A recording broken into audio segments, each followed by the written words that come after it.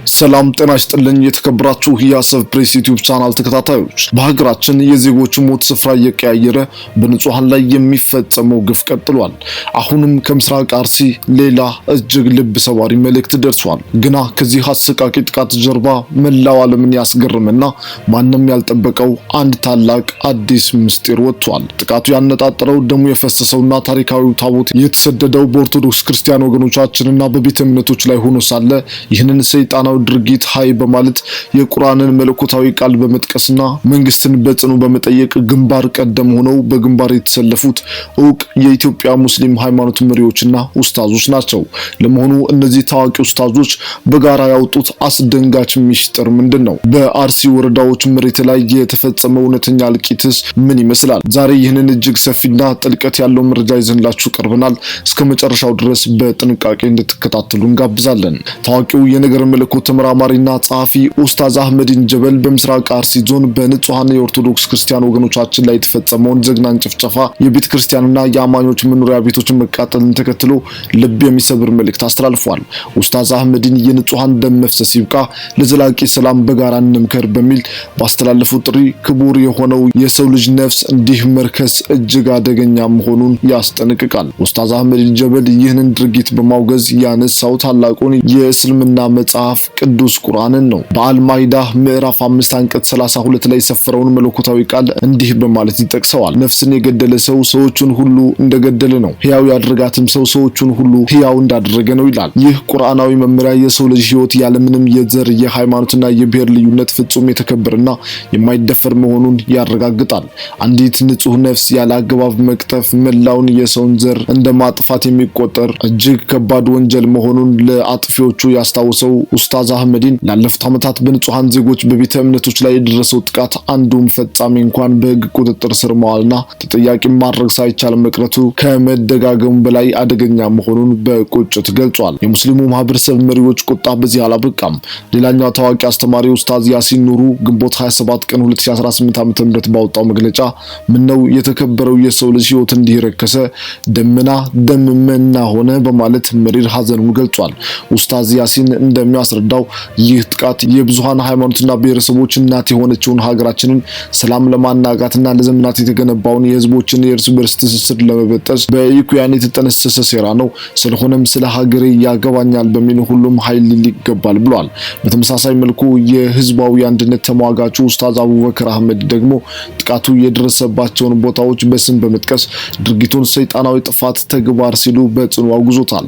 ኡስታዝ አቡበከር እንዳለው በኦሮሚያ ክልል በአርሲ ዞን በአስኮ ወረዳ በሽርካ ወረዳና በሆንቆሎ ዋቤ ወረዳ ታጣቂዎች በንጹሃን የኦርቶዶክስ ክርስትና እምነት ተከታዮችን በመግደል በርካቶችን ከቤት ንብረታቸው አፈናቅለዋል። አቡበከር በቁጭት ሲናገር ንጹሃን ዜጎች እያለቁ ነው፣ ከውጪ በመጣ ወራሪ ጠላት ሳይሆን ወንድም በወንድሙ ላይ የሰነዘረ ባለው አሳዛኝ የጭካኔ ጥቃት ነው ይላል።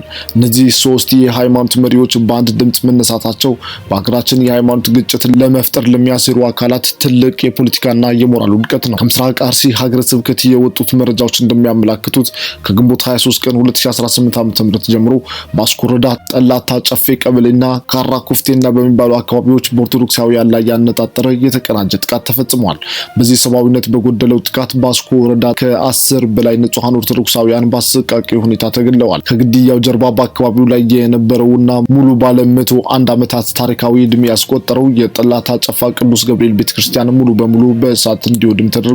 በተመሳሳይ ሰዓት በካራ ኩፍቴና መድኃኔዓለም ቤተክርስቲያን ላይ ጥቃት የተሰነዘረ ሲሆን የቤተክርስቲያኑ ንብረት የሆኑ የመኖሪያና የአገልግሎት መስጫ ቤቶች ሙሉ በሙሉ በእሳት ጋይተዋል። በዚህ የተነሳ ታማኝ ምዕመናን የህይወት መስዋዕትነት እየከፈሉ የመድኃኔዓለምን ቅዱስ ጽላት ከጥፋት አትርፈው በሌሊት በእግራቸው ወደ ሌላ ደህና አካባቢ ለመሰደድ ተገደዋል። ይህ ታሪካዊ ሀብትና የሰው ልጅ ህይወት በአንድ ጀንበር የጠፋበት አሳዛኝ ሁኔታ ነው። ጥቃቱ አስኮ ላይ ብቻ አላበቃም፣ ወደ ሽርካ ወረዳም ተሻግሯል። ታጣቂዎቹ ግንቦት 23 ቀን 2018 ዓ.ም በሽርካ ወረዳ በሚታና ዋጂ ቀበሌ ወደሚገኙ ሁለት ወጣት ኦርቶዶክሳውያን መኖሪያ ቤት በኃይል ዘልቀው በመግባት በቁጥጥር ስር አውለዋቸዋል። በመቀጠልም እነዚህን ወጣቶች ወደሚታና ጋዶ ቀበሌ በመውሰድ የፈጸሙባቸው ግፍ ሰብአዊ ህሊናን በእጅጉ ይፈትናል። ታጣቂዎቹ አንደኛውን ወጣት በስለት አርደው የገደሉ ሲሆን ሁለተኛውን ወጣት ደግሞ በጥይት በመምታት በጭካኔ ህይወታቸውን እንዳጠፋ ተረጋግጧል። ወጣቶቹ በማያውቁትና በማይመለከታቸው አጀንዳ የዚህ ሰለባ ሆነዋል። የእነዚህ ወጣቶች ስርዓተ ቀብር በማግስቱ ማግስቱ ግንቦት 24 ቀን 2018 ዓ.ም በጋዶ ማህደረ ስብሐት ቅድስት ማርያም ቤተክርስቲያን ምዕመናን ቤተሰቦች በተገኙበት ተፈጽሟል። እጅግ ልብ የሚነካ ነገር ሁለቱም ወጣቶች በአንድ መቃብር ውስጥ አብረው እንዲቀበሩ መደረጉ ነው። ይህ በአገልጋዮችና በምዕመናን ላይ በተደጋጋሚ የሚፈጸመው ጥቃት ማህበረ ቅዱሳን ቴሌቪዥንን ጨምሮ በርካታ ሚዲያዎች ለዓመታት መረጃ ሲያደርሱበት የነበረ ቢሆንም ዛሬም ድረስ መንግስት ዘላቂ መፍትሄ አለማምጣቱ በህዝቡ ዘንድ ትልቅ ጥያቄ አስነስቷል። የፖለቲካና የማህበራዊ ጉዳዮች ተንታኞች እንደሚሉት የዚህ ዜና ትልቁ ሚስጥርና መልእክት ያለው የሃይማኖት መሪዎች ባሳዩት አቋም ነው ይላሉ። ጠላቶቻችን ኢትዮጵያን በኃይል ግጭት ለማፍረስ ቢያስቡም የኡስታዞች ፈጣን ምላሽ ግን ያንን እኩይ ሴራ አክሽፎታል። ይሁን እንጂ ሁሌም ጥፋት ከተፈጸመ በኋላ ፈጻሚዎቹ ያልታወቁ ታጣቂዎች ናቸው የተባለ መግለጫ ብቻ መሰጠት ሀገሪቱን ወደ ከፍ አደጋ ውስጥ ይከታታል። ኡስታዝ ያሲን ኑሩ እንዳለው በሰላም ወጥተው ስለመግባታቸው መተማመኛ የሌላቸውን ዜጎች ያቀፈችው ሀገር ወደፊት የመራመድ እድሏ የቀጨጨ የማደግ ተስፋዋ የመነመነ ነው። ስለዚህ አሁን ላይ የሚጠበቀው ከመንግስት ወገን ፈጣን የማያወላውል ህጋዊ እርምጃ ነው። የንጹሃን ደም ያፈሰሱ አካላት ሙሉ በሙሉ ለህግ ቀርበው መቀጣጫ መሆን አለባቸው። የተከበራችሁ የአሰብ ፕሬስ ቤተሰቦች በምስራቅ አርሲ ኦርቶዶክሳውያን ወገኖች ላይ የደረሰው ጥቃትና የሙስሊም መሪዎች ያሳዩት ይሄ ታላቅ ኢትዮጵያዊ አንድነት ምን አይነት መልእክት ያስተላልፋል? መንግስትስ እነዚህን በተደጋጋሚ የሚነሱ ታጣቂዎቹን ለአንዴና ለመጨረሻ ጊዜ ለማስቆም ምን መውሰድ አለበት ይላሉ? ያላችሁን ሀሳብ ከታች ባለው የኮሜንት መስጫ ላይ ያስፍሩልን። ለሟች ወገኖቻችን ጽናትና መጽናናት እንመኛለን። ፈጣሪ ሀገራችንንና ህዝባችንን ከጥፋት ይጠብቅ። ቪዲዮውን ላይክ እና ሼር ማድረጋችሁን አትርሱ። አዲስ መረጃዎችን ለማግኘት ቻናላችንን ሰብስክራይብ አድርጉ።